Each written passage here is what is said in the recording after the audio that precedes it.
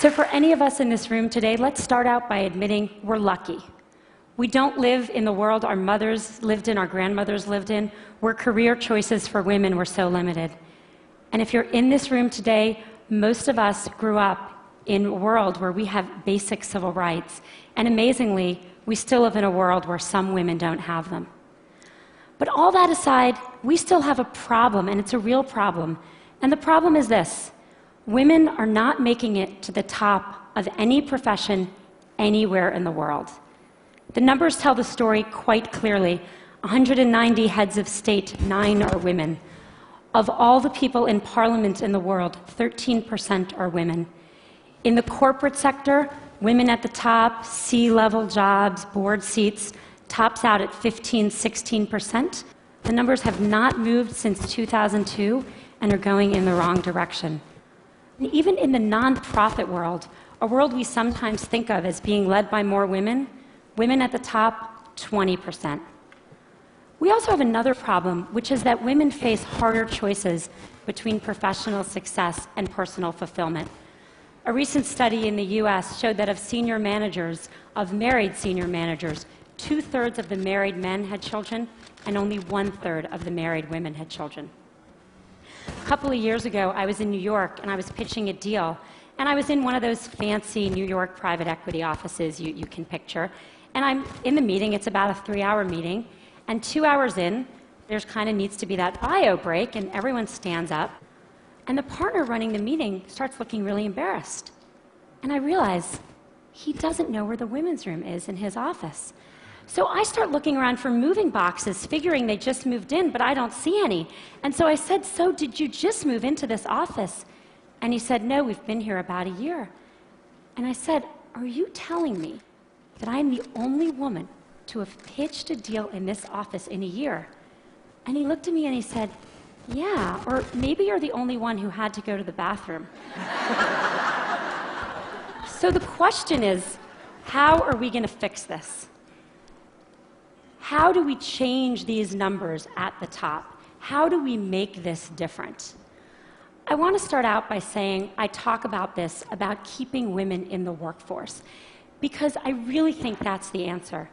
In the high-income part of our workforce, in the people who end up at the top Fortune 500 CEO jobs or the equivalent in other industries, the problem, I am convinced, is that women are dropping out. Now, people talk about this a lot, and they talk about things like flex time and mentoring and programs companies should have to train women. I want to talk about none of that today, even though that's all really important. Today, I want to focus on what we can do as individuals. What are the messages we need to tell ourselves? What are the messages we tell the women that work with and for us? What are the messages we tell our daughters? Now, at the outset, I want to be very clear that this speech comes with no judgments. I don't have the right answer. I don't even have it for myself. I left San Francisco, where I live, on Monday, and I was getting on the plane for this conference, and my daughter, who's 3, when I dropped her off at preschool, did that whole hugging the leg, crying, "Mommy, don't get on the plane" thing. This is hard. I feel guilty sometimes. I know no women, whether they're at home or whether they're in the workforce, that don't feel that sometimes. So I'm not saying that staying in the workforce is the right thing for everyone. My talk today is about what the messages are if you do want to stay in the workforce. And I think there are 3. 1, sit at the table. 2, make your partner a real partner. And 3, look at that, don't leave before you leave. Number 1, sit at the table. Just a couple weeks ago at Facebook, we hosted a very senior government official, and he came in to meet with senior execs from around Silicon Valley. And everyone kind of sat at the table, and then he had these 2 women who were traveling with him who were pretty senior in his department, and I kind of said to them, "Sit at the table, come on, sit at the table." And they sat on the side of the room. When I was in college, my senior year, I took a course called European Intellectual History. Don't you love that kind of thing from college? Wish I could do that now. And I took it with my roommate, Carrie, who was then a brilliant literary student and went on to be a brilliant literary scholar. And my brother, smart guy, but a water polo playing pre-med who was a sophomore. The 3 of us take this class together. And then Carrie reads all the books in the original Greek and Latin, goes to all the lectures. I read all the books in English and go to most of the lectures. My brother is kind of busy. He reads one book of 12 and goes to a couple of lectures, marches himself up to our room a couple days before the exam to get himself tutored. The three of us go to the exam together, and we sit down, and we study, sit there for 3 hours in our little blue notebooks. Yes, I'm that old. And we walk out, and we look at each other, and we say, how'd you do? And Carrie says, boy, I feel like I didn't really draw out the main point on the Hegelian dialectic. And I say, God, I really wish I had really connected John Locke's theory of property, the philosophers that follow. And my brother says, I got the top grade in the class. You got the top grade in the class? You don't know anything. The problem with these stories is that they show what the data shows. Women systematically underestimate their own abilities. If you test men and women and you ask them questions on totally objective criteria like GPAs, men get it wrong slightly high and women get it wrong slightly low. Women do not negotiate for themselves in the workforce. A study in the last 2 years of people entering the workforce out of college showed that 57% of boys entering, or men, I guess, are negotiating their first salary, and only 7% of women. And most importantly, men attribute their success to themselves and women attribute it to other external factors. If you ask men why they did a good job, they'll say, I'm awesome. If you ask, obviously, why are you even asking? If you ask women why they did a good job, what they'll say is someone helped them, they got lucky, they worked really hard. Why does this matter? Boy, it matters a lot, because no one gets to the corner office by sitting on the side, not at the table.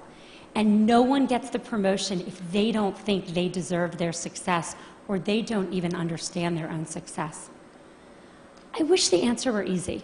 I wish I could just go tell all the young women I work for, all these fabulous women, believe in yourself, negotiate for yourself, own your own success.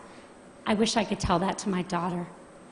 But it's not that simple, because what the data shows above all else is one thing, which is that success and likability are positively correlated for men and negatively correlated for women. And everyone's nodding because we all know this to be true. There's a really good study that shows this really well. There's a famous Harvard Business School study on a woman named Heidi Roizen, and she's an operator in a in a company in Silicon Valley, and she uses her contacts to become a very successful venture capitalist. In 2002, not so long ago, a professor who was then at Columbia University took that case and made it Heidi Roizen. And he gave that case out, both of them, to 2 groups of students. He changed exactly one word, Heidi to Howard, but that one word made a really big difference. He then surveyed the students, and the good news was the students, both men and women, thought Heidi and Howard were equally competent, and that's good. The bad news was that everyone liked Howard. He's a great guy. You want to work for him. You want to spend the day fishing with him. But Heidi, not so sure. She's a little out for herself. She's a little political. You're not sure you'd want to work for her. This is the complication. We have to tell our daughter and our colleagues, we have to tell ourselves to believe we got the A, to reach for the promotion, to sit at the table. And we have to do it in a world where for them there are sacrifices they will make for that, even though for their brothers there will not. The saddest thing about all of this is that it's really hard to remember this, and I'm about to tell a story which is truly embarrassing for me, but I think important. I gave this talk at Facebook not so long ago to about 100 employees. And a couple hours later, there was a young woman who works there, sitting kind of outside my little desk, and she wanted to talk to me. And I said, okay, and she sat down and we talked, and she said, I learned something today. I learned that I need to keep my hand up. I said, what do you mean? She said, well, you're giving this talk, and then you said you're going to take 2 more questions, and I had my hand up with lots of other people, and then you took 2 more questions, and I put my hand down, and I noticed all the women put their hand down, and then you took more questions. Only from the men. And I thought to myself, wow, if it's me, who cares about this obviously, giving this talk, during this talk, I can't even notice that the men's hands are still raised and the women's hands are still raised. How good are we as managers of our companies and our organizations at seeing that the men are reaching for opportunities more than women? We've got to get women to sit at the table. Message number 2, make your partner a real partner. I've become convinced that we've made more progress in the workforce than we have in the home. The data shows this very clearly. If a woman and a man work full-time and have a child, the woman does twice the amount of housework the man does, and the woman does 3 times the amount of childcare the man does. So she's got 3 jobs or 2 jobs, and he's got 1. Who do you think drops out when someone needs to be home more? The causes of this are really complicated, and I don't have time to go into them, and I don't think Sunday football watching and general laziness is the cause. I think the cause is more complicated. I think as a society, we put more pressure on our boys to succeed than we do on our girls. I know men that stay home and work in the home to support wives with careers, and it's hard. When I go to the mommy and me stuff and I see the father there, I notice that the other mommies don't play with him. And that's a problem, because we have to make it as important a job, because it's the hardest job in the world, to work inside the home for people of both genders, if we're going to even things out and let women stay in the workforce. Studies show that households with equal earning and equal responsibility also have half the divorce rate. And if that wasn't good enough motivation for everyone out there, they also have more, how shall I say this on this stage? They know each other more in the biblical sense as well. Message number 3, don't leave before you leave. I think there's a really deep irony to the fact that actions women are taking, and I see this all the time, with the objective of staying in the workforce actually lead to their eventually leaving. Here's what happens. We're all busy, everyone's busy, a woman's busy, and she starts thinking about having a child. And from the moment she starts thinking about having a child, she starts thinking about making room for that child. How am I going to fit this into everything else I'm doing? And literally from that moment, she doesn't raise her hand anymore. She doesn't look for a promotion. She doesn't take on the new project. She doesn't say, me, I want to do that. She starts leaning back. The problem is that, let's say she got pregnant that day, 9 months of pregnancy, 3 months of maternity leave, 6 months to catch her breath. Fast forward 2 years, more often, and as I've seen it, women start thinking about this way earlier. When they get engaged, when they get married, when they start thinking about trying to have a child, which can take a long time. One woman came to see me about this, and I kind of looked at her, she looked a little young, and I said, so are you and your husband thinking about having a baby? And she said, oh no, I'm not married. She didn't even have a boyfriend. I said, you're thinking about this just way too early. But the point is that what happens once you start kind of quietly leaning back? Everyone who's been through this, and I'm here to tell you, once you have a child at home, your job better be really good to go back, because it's hard to leave that kid at home. Your job needs to be challenging. It needs to be rewarding. You need to feel like you're making a difference. And if 2 years ago, you didn't take a promotion and some guy next to you did, if 3 years ago you stopped looking for new opportunities, you're going to be bored, because you should have kept your foot on the gas pedal. Don't leave before you leave. Stay in. Keep your foot on the gas pedal until the very day you need to leave to take a break for a child, and then make your decisions. Don't make decisions too far in advance, particularly ones you're not even conscious you're making.